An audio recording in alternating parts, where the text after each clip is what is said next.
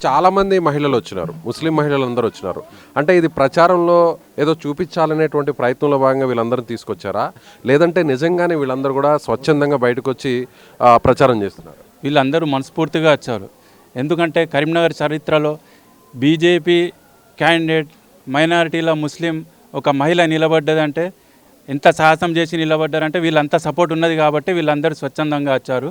ఈరోజు కరీంనగర్లో మొట్టమొదటిసారి బీజేపీ క్యాండిడేట్ ఒక మహిళ నిలబడ్డారు, రిజ్వానా గారు భారీ మెజారిటీతో 61 డివిజన్లో గెలవబోతున్నారు. ప్రజలందరి సపోర్ట్ ఉన్నది.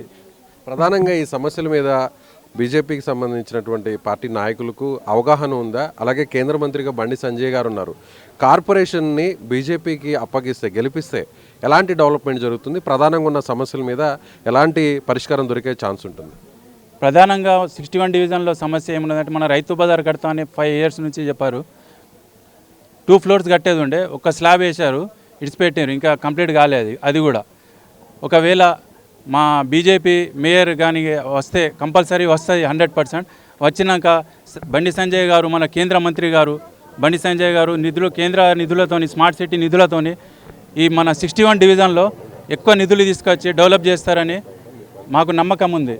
మేము కంపల్సరీ మా ఏరియాకు డెవలప్ చేసుకుంటాం కేంద్ర నిధులతో. రైట్. ఇది సో 61వ డివిజన్లో కాశ్మీర్ గడ్డకు సంబంధించినటువంటి ప్రాంతం అంటారు ఈ ప్రాంతాన్ని.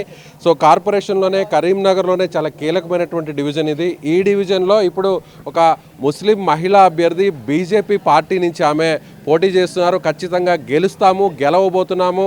బీజేపీ ఇది ఒక కులానికో మతానికి సంబంధించినటువంటి పార్టీ కాదు, ఒక జాతీయ పార్టీ.